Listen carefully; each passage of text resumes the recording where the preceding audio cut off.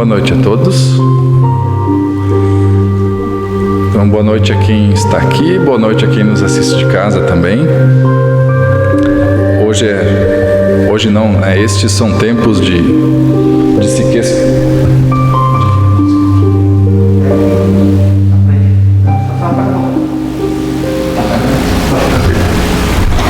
Esses são tempos de se resguardar, né? Às vezes sair, às vezes ficar em casa. E que bom que a gente tem tecnologia para não só os que podem sair e que conseguem lugar também, porque está tudo restrito, né? Não só esses podem participar das atividades, né? Aqueles de nós que podemos, às vezes nos dá o luxo de circular, né? Mas também quem está em casa consegue nos acompanhar. E para momentos como esse que a gente está passando, alguns assuntos vêm muito bem a calhar, como esse que a gente vai estudar hoje. Mas aí eu vou convidar para que a gente faça uma prece, quem está aqui com a gente, presencial ou lá em casa também, para a gente poder receber melhor esses ensinamentos que os Espíritos nos trazem. Então eu convido a todos a elevarmos o nosso pensamento ao alto, pedindo ao Mestre Jesus que olhe pelo nosso planeta, olhe pelas nossas pessoas, olhe por cada um de nós, diante da nossa fragilidade, diante da nossa incapacidade de mudar algumas coisas, de lidar com algumas coisas, mas da nossa vontade de crescer, de aprender, de passar por isso tudo por dias melhores. Que nesta fase que nos atinge a todos, sejamos capazes de cuidar de nós mesmos, mas sejamos ainda mais capazes de não esquecer daqueles que não podem cuidar de si mesmos. Não deixemos a caridade de lado, não nos esqueçamos dos irmãos que não possuem o conforto, o mínimo necessário, o básico que tantos de nós já temos. Saibamos dividir um pouco mais, saibamos olhar com mais caridade, com mais bondade. Saibamos respeitar a realidade de cada um, vivendo a nossa própria realidade. Que os bons Espíritos, que o Mestre Jesus abençoem a todos. Que assim seja. Gente, a proposta para a nossa noite, para essa conversa de hoje, é falarmos do capítulo 10 do Evangelho, cujo título é A Indulgência. E olha que interessante essa frase, que vai ser a nossa base do estudo de hoje, que diz que a indulgência é um sentimento, algo que a gente sente, doce e fraternal. Tudo que é doce agrada a gente e agrada aos outros, né? E que todo mundo deveria alimentar para os nossos irmãos, de nós para as outras pessoas. Mas aí Kardec nos diz, mas sentimento esse do qual poucos fazem uso, poucos escolhem utilizar. Quando a gente diz poucos fazem uso, não é poucos têm. Às vezes a gente diz da paciência, assim, eu não tenho paciência, ou eu tenho paciência, né? A gente diz de ter alguma coisa, eu tenho ou eu não tenho. Aqui ele não está falando de ter ou não ter, está mais para uma escolha. Porque eu uso quando eu quero, ou eu deixo ele de lado. É uma escolha que eu posso fazer. E nos dias que nós viemos passando, em tempos de isolamento, nós temos mais tempo. Aqueles que passam mais um período maior dentro de casa têm mais tempo para pensar. E isso, neste momento, certamente é um convite do alto para todos nós. Que a gente pense mais, que a gente olhe mais para dentro. Porque o mundo, de repente, teve o seu freio de mão puxado, né? A correria que estava todo mundo, planeta inteiro correndo com seus negócios, suas ocupações, seus interesses, de repente se percebeu que existia algo maior, mais forte do que isso e que não dava para continuar naquele ritmo. Em geral, é difícil de perceber esses movimentos do universo como medidas preventivas ou remédios para erros que a gente está cometendo.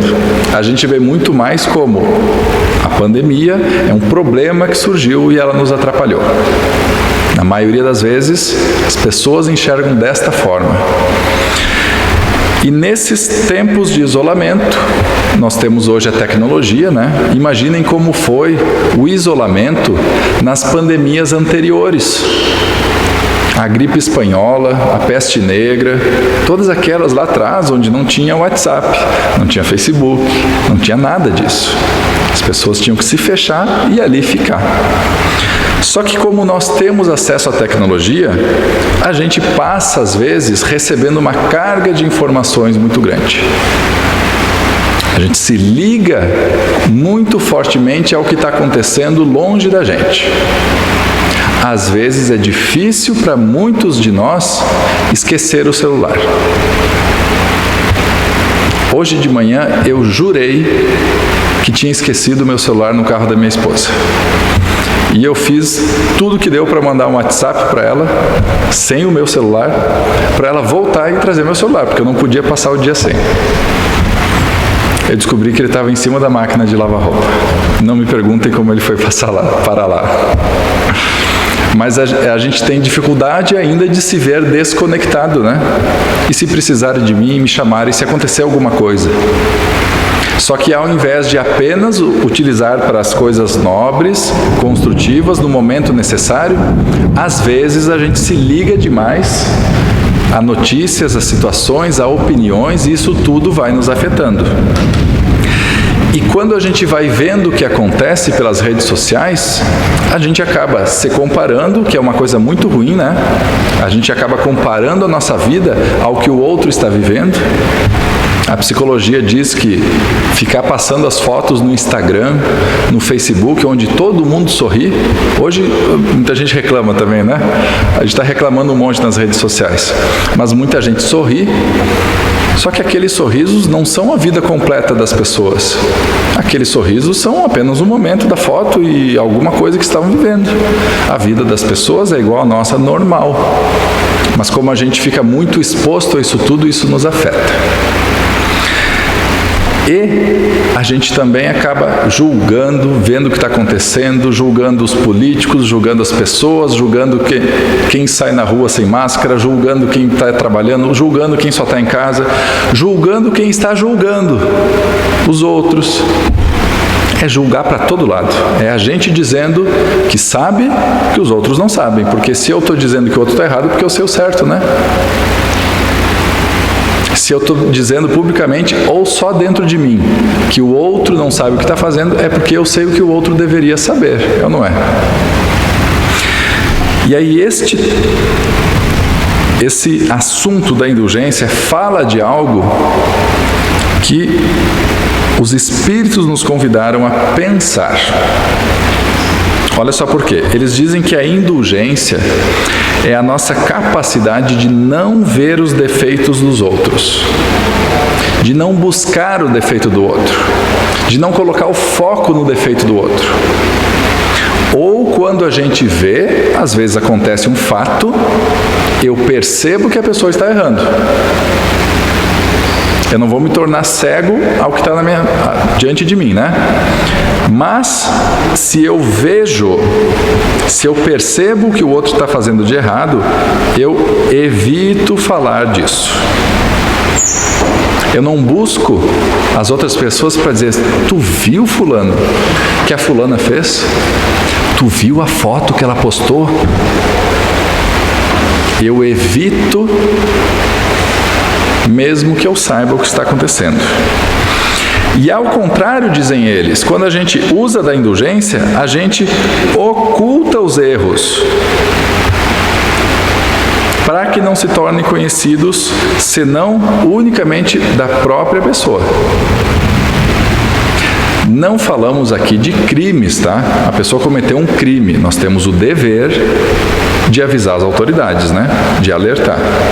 Mas aí a gente fala daqueles extremos, né? Porque nós sabemos que não precisa um extremo para nos chamar a atenção, para a gente ter vontade de comentar, para a gente compartilhar. Com coisas às vezes muito sutis a gente já tem esse impulso. E os Espíritos dizem no Evangelho que se a malevolência, se pessoas mal intencionadas descobrem o erro de alguém, um erro que a gente também tinha percebido, né? Mas estava tentando não ver ou evitar falar, a gente estava fazendo esse trabalho. Quando alguém mal intencionado descobre e vem dizer pra gente, mas tu viu fulano? A gente tem sempre uma desculpa plausível, séria, para atenuar essa falta. Do tipo, tu viu que o fulano fez tal coisa? Bom, eu vi que a pessoa acaba de dizer para mim, né? Ela sabe, eu também sei, eu vi. Mas não sei o que estava acontecendo, não sei qual era a circunstância, não sei o que eu próprio faria naquela situação. De repente a pessoa estava muito estressada, ainda mais nesse período, está todo mundo assim. Então, não dá bola para isso.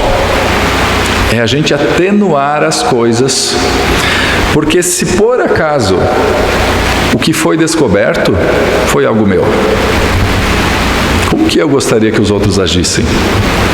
Por que Jesus disse para a gente fazer para o próximo o que a gente gostaria que nos fizesse? Então é só me colocar na posição do outro e imaginar, e se fosse eu e viesse a público? Os Espíritos continuam dizendo assim, deixa eu achar aqui. Aliás, foi esse ponto mesmo, né?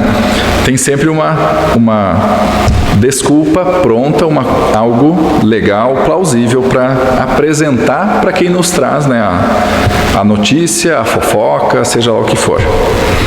E no dia a dia, essas coisas causam separações das amizades, das pessoas, às vezes até dos casais, brigas, dissensões. E a gente sabe que só nos mantendo coerentes com aquilo que juntos a gente estuda, só nos mantendo coerentes com aquilo que Jesus nos disse sobre perdoar, sobre cuidar mais do próximo, sobre fazer só o que a gente gostaria que nos fizesse, que a gente se liberta dessas algemas.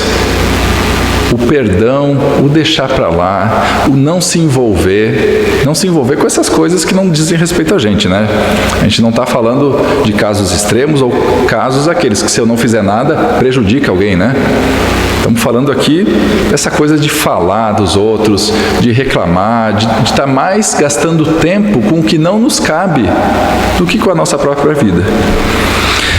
E aí, para entender como é que a gente aplica, né, no nosso dia a dia, como é que a gente faz isso amanhã?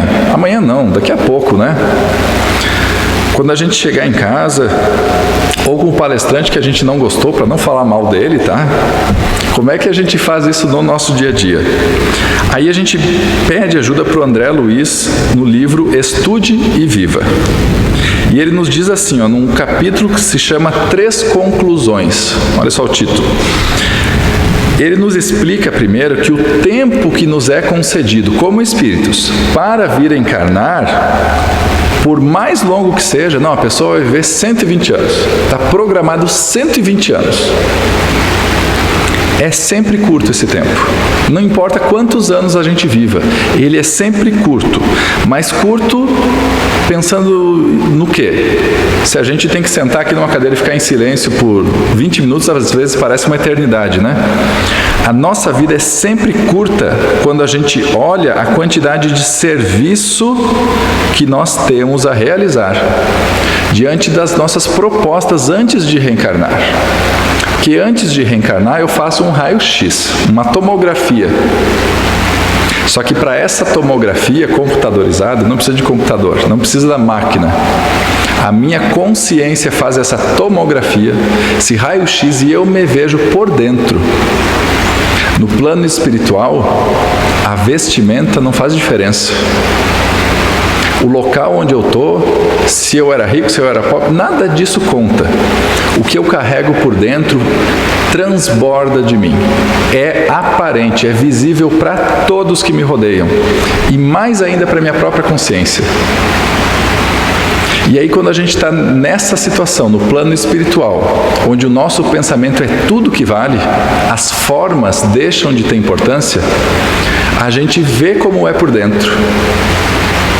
E nenhum de nós ainda é flor que se cheire. A gente talvez seja um brotinho já, está querendo desabrochar, mas nenhum de nós é uma flor aberta, perfumada. Todos nós temos nossos próprios desafios a superar. E aí a gente se programa. A gente se programa que vai reencarnar naquela família, naquele país, naquela época que vai ter coronavírus, vai trabalhar naquela empresa, vai casar com aquela pessoa, vai se envolver com aqueles amigos. Tudo dentro da nossa programação. E das escolhas que a gente fizer agora também, né? Tudo isso misturado.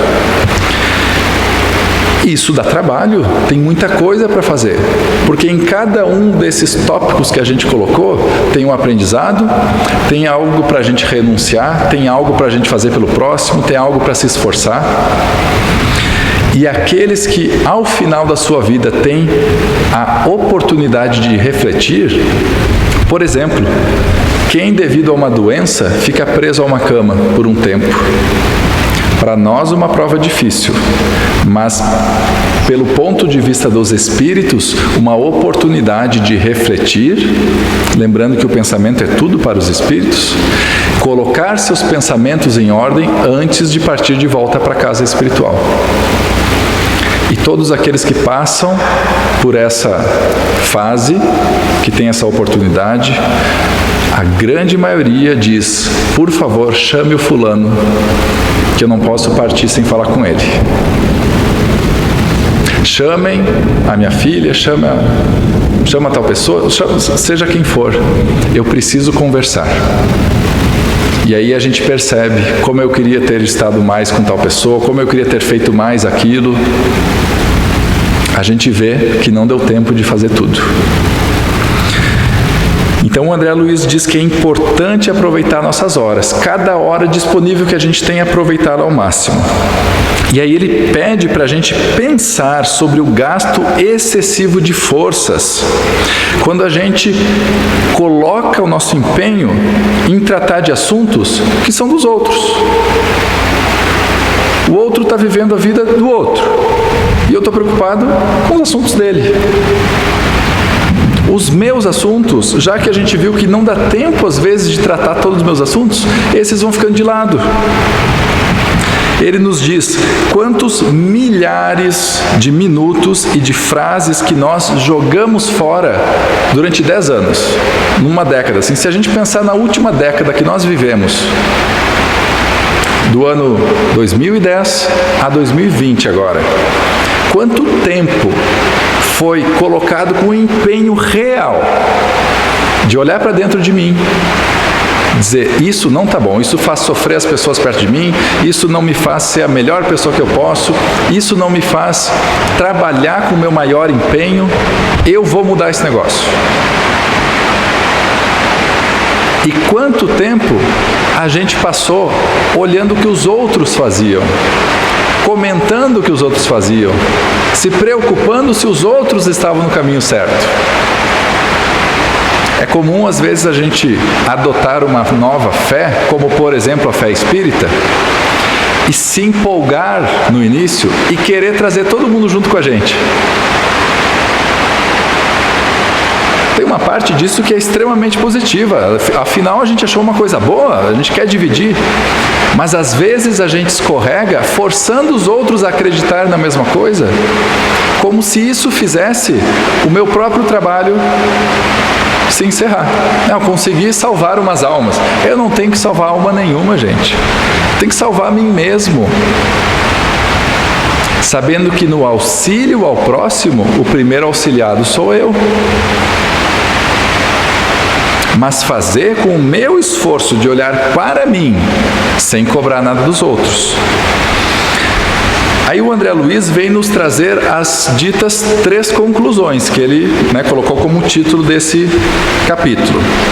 Primeiro, o que os outros pensam. Aquilo que os outros pensam é deles, não é meu.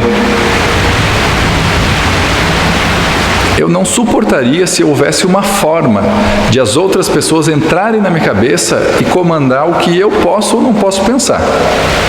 Posso até eu saber que o que eu estou pensando não é a melhor coisa, mas é meu direito poder pensar no que eu quero. Algum de nós gosta quando os outros nos forçam a pensar diferente? Aí o André Luiz nos diz, nós não podemos utilizar a cabeça do outro para colocar dentro dele as interpretações, os pontos de vista que são nossos.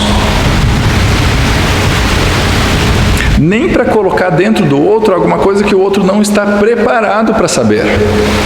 Cada um de nós tem um tempo, um momento certo para entender algo que talvez hoje para a gente seja difícil.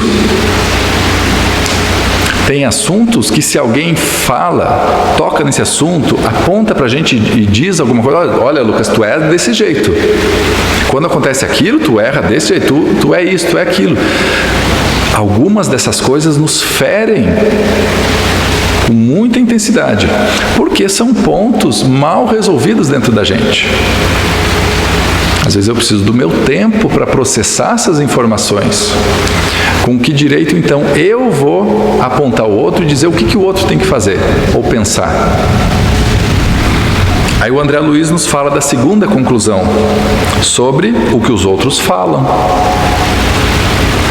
A palavra dos nossos amigos e dos nossos adversários. Não só de quem a gente gosta, mas de quem a gente também tem alguma antipatia ainda.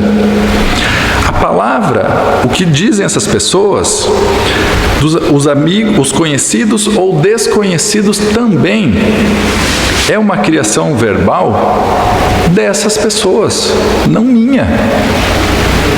Essas pessoas escolheram dizer o que queriam dizer, não eu. E ele até nos dá um exemplo. Ele nos explica dizendo que cada pessoa se expressa como pode, do jeito que consegue. E cada pessoa, cada um de nós, comenta as coisas que acontecem com sentimentos mais dignos ou menos dignos que tem dentro de si. Quando a gente encontra uma pessoa e aí comenta, e aí, como é que tu tá nessa fase? E a pessoa diz, olha, estamos indo, vamos lá, vamos bola para frente, tá do jeito que tá? Beleza, vamos lá, vamos buscar fazer o melhor, vamos ajudar. É porque a pessoa tem dentro de si algo que lhe permite ver desse jeito. Quando nós escorregamos para dizer, cara, não sei mais o que fazer, vai se acabar o mundo, porque a política, porque a economia, porque o vizinho, porque o meu chefe, é porque nós trazemos dentro de nós esse tipo de sentimentos. É o que nós somos capazes de entregar para o mundo, porque é o que está acontecendo dentro da gente. E se é o que acontece dentro da gente, é o que acontece dentro dos outros também. Cada um tem o que tem para dar para o mundo. Por isso que aqueles minutos gastos em avaliar o outro, tira a oportunidade de eu avaliar a mim mesmo e ver que eu sou assim, eu sou negativo, eu não consigo. E aí começar a mudar isso. Não é apenas para ver e aí me encher de culpa, né? Não, é para perceber e me colocar no trabalho de mudar. Começar a botar novos elementos dentro de mim. Então ele diz, é nosso dever, não dos outros, é nosso dever cultivar as conversas com mais critério, pensando no que eu vou dizer, pensando no impacto que causa no outro. O que acontece com o coração daquela pessoa que me ouve? Quando eu digo que não tem mais jeito, quando eu digo que o mundo se perdeu, as pessoas estão doidas, o que isso causa? Que sentimento cria no outro? Mas se eu perder o meu tempo pensando no impacto das palavras do meu vizinho, eu não percebo o impacto que as minhas próprias estão causando e perco meu tempo. E a terceira conclusão dele é sobre o que os outros fazem. Falamos sobre o que os outros pensam, dizem e finalmente concretizam o que os outros fazem. E ele nos lembra que as atividades, as escolhas dos nossos irmãos é fruto das escolhas e resoluções que lhes cabe, que é de direito e que faz parte da sua programação, faz parte daquilo que traz dentro de si, mas é do outro, não é minha. Salvo situações em que eu percebo que a atitude da pessoa vai causar um grande mal a outros. Se não for assim, se não for um crime, olha, a pessoa vai fazer uma baita numa besteira, vamos ligar para alguém. Se não for isso, é escolha da outra pessoa.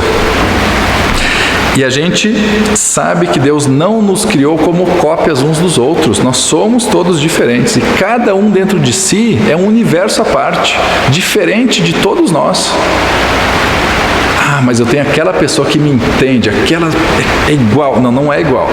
Tem características parecidas. Às vezes existem amizades que a gente quase se confunde um com o outro, né? Mas ainda assim, lá no fundo, nós temos nossas diferenças. E aí o André Luiz nos diz, é fácil dessa forma perceber que a gente não pode fugir da ação nobilitante, da ação nobre, da ação de fazer algo bom, a benefício de nós mesmos. Então a gente não pode deixar de lado as oportunidades da vida de melhorar a nós mesmos. Mas não nos compete impor aos outros, dentro das suas decisões, aquilo que o próprio Criador, aquilo que Deus os deixa livres para fazer. Quem sou eu para dizer o que os outros têm que fazer da sua vida? Eu não gosto quando os outros se metem na minha, como que eu vou me meter na vida deles? Então André Luiz encerra esse capítulo dizendo: diante disso, vamos cooperar com os outros. Vamos ajudar os outros. Não vamos agora ficar alheios a tudo. Vamos ajudar o próximo. Vamos receber dos outros também o auxílio deles. Se alguém vem em nosso auxílio, vamos receber esse auxílio. Acatando a todos. Acatar significa observar criteriosamente. A pessoa está nos dizendo: olha, Lucas, eu acho que tu tem agido assim, assado, vou prestar atenção, vou ouvir. Não tem problema. Pode falar, o que tu acha? O que tu percebeu? Mas sem perder tempo com o que possam pensar, falar e fazer. O outro quer falar de mim, vou ouvir. Vou tirar o que seja bom, o que não for bom, isso aqui não é para mim, não concordo, vou seguir minha vida, vou ajudar os outros, mas não vou perder tempo em nada disso com as decisões dos outros, com o que os outros pensam, com o que os outros falam. Ou seja, respeito para o que os outros decidem, mas obrigação para mim mesmo, de ser cada vez melhor, de respeitar, de permitir que o outro seja quem é. Não cobrar do outro que respeite, que deixe os outros viverem, não cobrar do outro que faça isso, cobrar de mim mesmo e deixar o outro seguir seu caminho.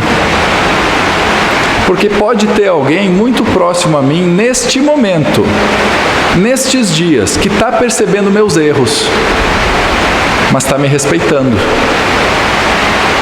Entende que eu estou passando por um certo momento, que eu sou assim, que eu tenho o meu direito de ser assim e que eu também tenho as possibilidades de crescer se eu quiser e está me respeitando. Quando a gente está perto de pessoas assim, é extremamente agradável. É muito bom conviver com quem nos respeita.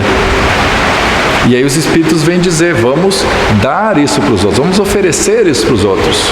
Porque se é tão bom viver com alguém assim, que seja muito bom viver comigo. Que eu seja também uma dessas pessoas legais. E aí, gente, nesse assunto da indulgência, que nos diz para respeitar as escolhas, o que faz o outro, a gente trouxe aqui um outro capítulo, agora com o Espírito Emmanuel, no livro chamado Vida e Sexo. Olha que interessante um ponto de vista que ele nos traz. capítulo se chama A Margem do Sexo, ou Diante do Sexo. Companheiros da Terra, diz ele, né, pessoas como nós aqui encarnadas, diante das complicações e problemas do sexo, diante de qualquer coisa relacionada. Hoje a gente tem na mídia um monte de coisas. Quando nós estamos diante dos problemas, dificuldades dos outros em matéria de sexo, nos abstenhamos de censurar e condenar. Tiremos da gente próprio, de nós próprios, o direito de condenar a qualquer pessoa diante das suas escolhas, diante das suas dificuldades em matéria de sexo. E junto com isso, obviamente, em matéria de sentimento, em matéria de amor, em matéria de relacionamento. Nos diz o Emmanuel, se alguém parece cair, enganado pelo sentimento, aí a gente vê um casal que um dos dois, ao nosso olhar, tá? Sob a nossa perspectiva, caiu, errou, fez algo que não devia. Silenciemos e esperemos. Nosso dever, silêncio e permitir que o tempo passe. Se alguém parece tombar na delinquência, ou seja, agora está se prejudicando, escolheu um caminho, sob o nosso ponto de vista, errado, totalmente errado, por desvarios do coração, diz o Emmanuel, de novo, vamos esperar em silêncio. São escolhas daquela pessoa. E aí, por que ele nos diz isso? Olha que interessante.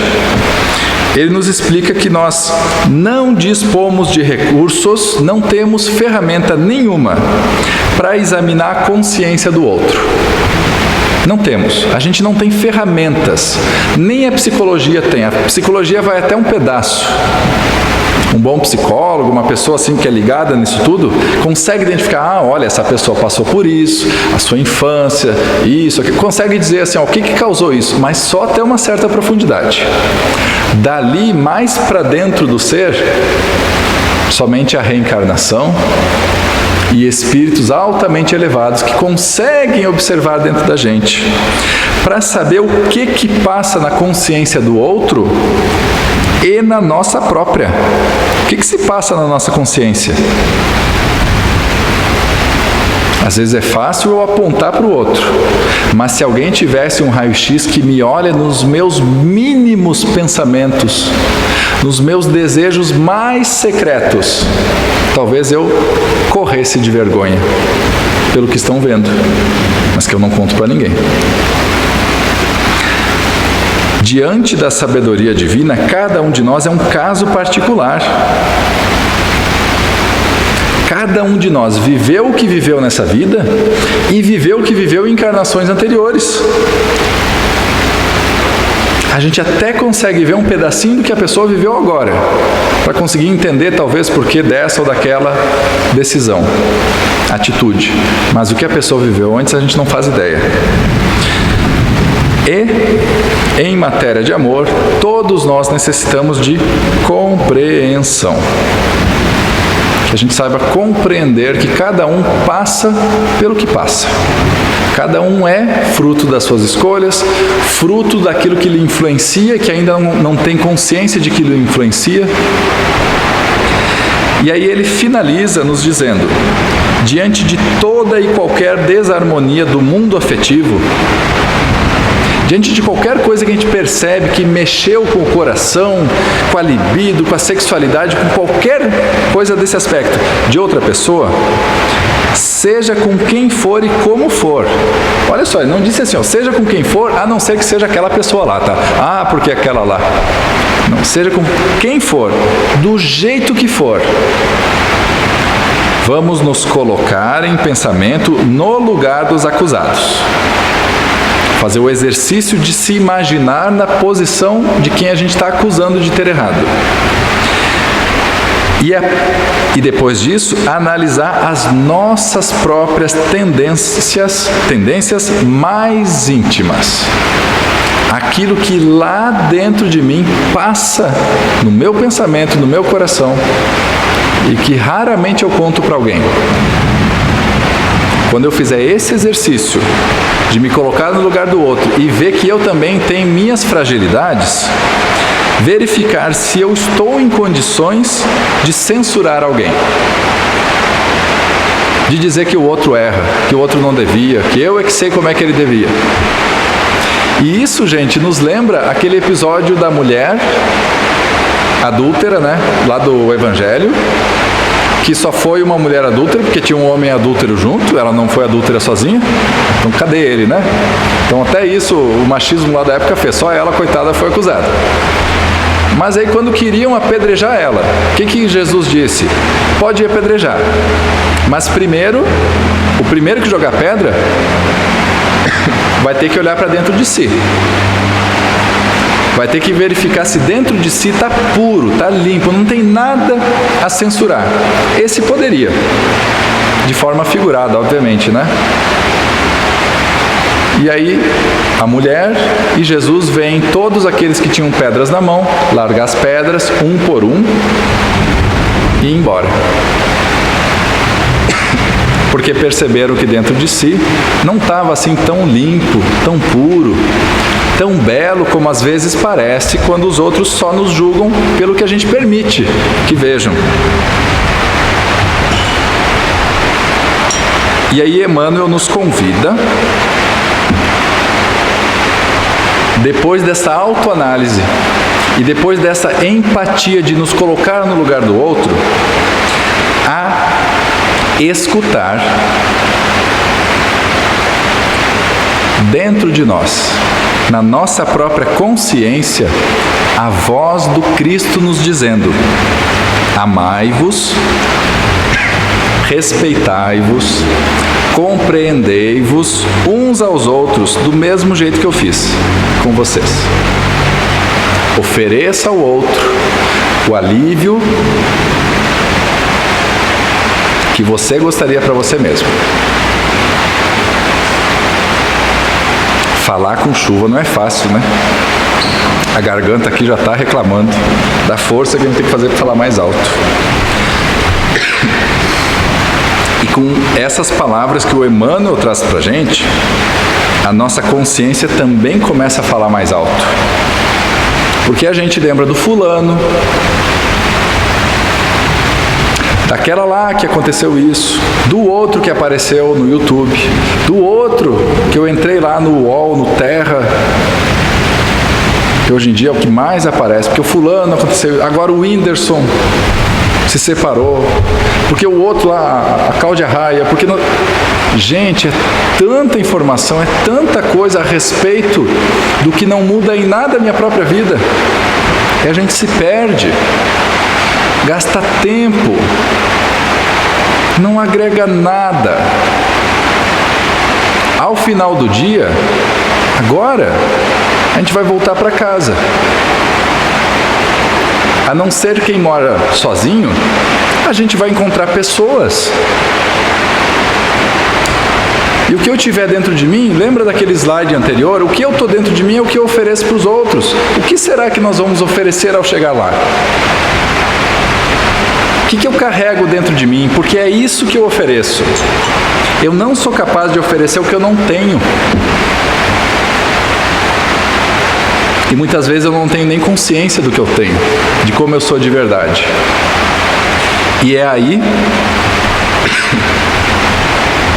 que esse momento que a gente passa é um grande convite para a gente passar um pouco mais de tempo com a gente mesmo, olhando para dentro, entendendo às vezes nessas horas extras com a nossa família o quanto de paciência eu tenho de verdade, quanto eu realmente sou paciente com aquela pessoa com quem casei, que é meu filho, que é meu pai, porque quando a gente só vai para casa para dormir, só janta, é uma coisa, quando passa 24 horas junto é outra coisa.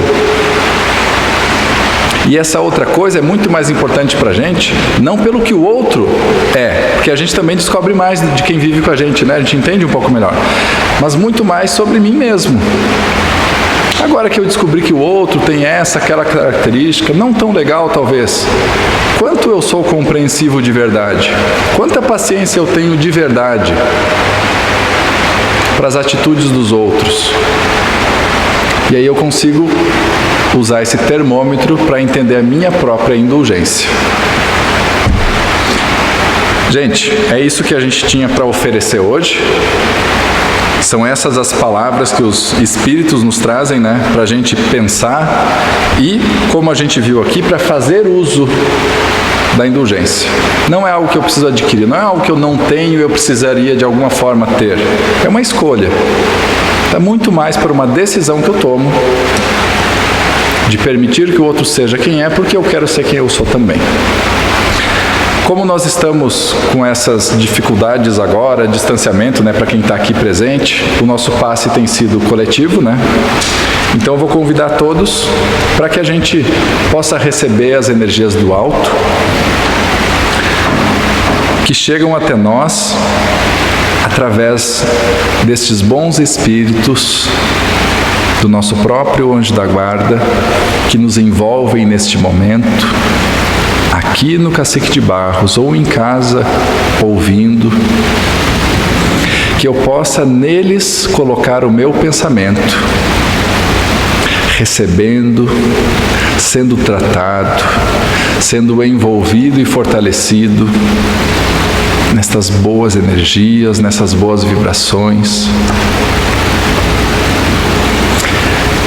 Que as nossas baterias, que a nossa força seja recarregada nesse momento. Que saibamos receber aqui o suficiente para dividirmos com quem convive conosco. Que saibamos colocar nossas ideias em ordem, nossos pensamentos em dia, nossos sentimentos no local correto dentro do nosso coração, para que aquilo que oferecemos ao nosso próximo seja o nosso melhor. Que Deus olhe pela humanidade, olhe por cada um de nós, que saibamos extrair o aprendizado desta fase, para que quando ela se encerrar, sejamos seres melhores, mais compreensivos, mais conscientes do que é importante e do que não é na nossa vida. E que saibamos utilizar a ferramenta da indulgência neste momento difícil para todos nós. Para que dentro de nós e no nosso entorno seja mais leve, mais agradável, mais amoroso. Que Deus nos permita uma noite de descanso. Que Deus abençoe aqui na nossa região esta chuva que lava o solo, que ela possa lavar também os sentimentos, o medo, a revolta. Que possamos retornar aos nossos lares, levando para lá tudo de bom que aqui recebemos. Obrigado, Mestre Jesus, que assim seja. E obrigado a todos.